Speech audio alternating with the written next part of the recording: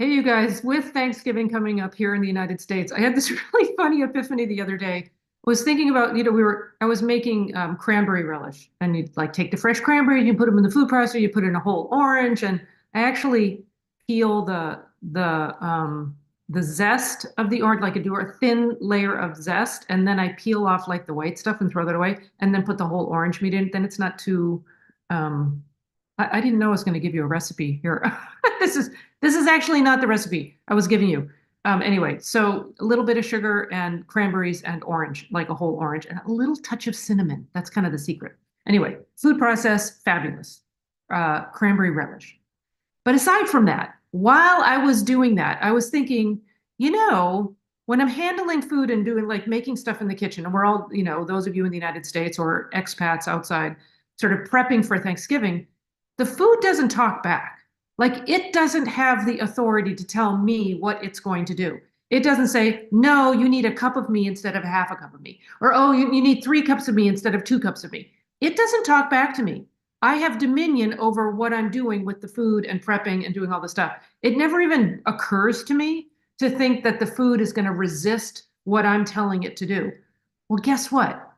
In divine science, in the under the law of God, the same is true for every erroneous suggestion, every suggestion of mortal limitation.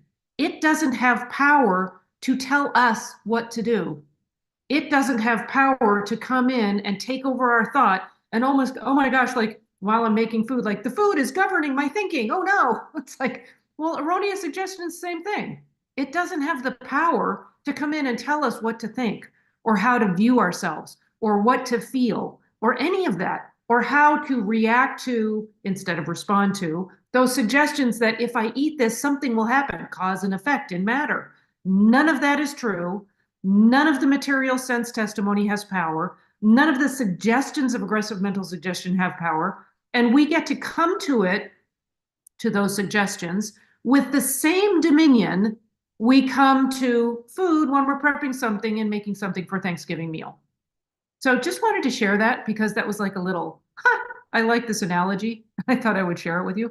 So anyway, if you like these kinds of ideas, share them, write write grateful in the chat if you are prepping for Thanksgiving and you're dealing with a bunch of food. And this was actually a very helpful habit stack that you can put this idea on top of when you're prepping food. Notice your dominion in prepping food is the same dominion you have over those thoughts. God has given us dominion over everything, or the fish of the sea and the fowl of the air, and all the creeping thoughts that would try to invade. They can't invade. They don't have any power.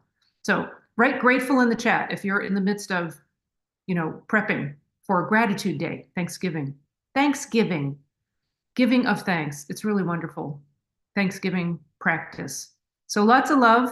I will probably see you tomorrow as well. But if I don't say happy Thanksgiving tomorrow, happy Thanksgiving for those of you who celebrate. And for those of you who don't, just have a wonderful day of giving thanks, which we do every day.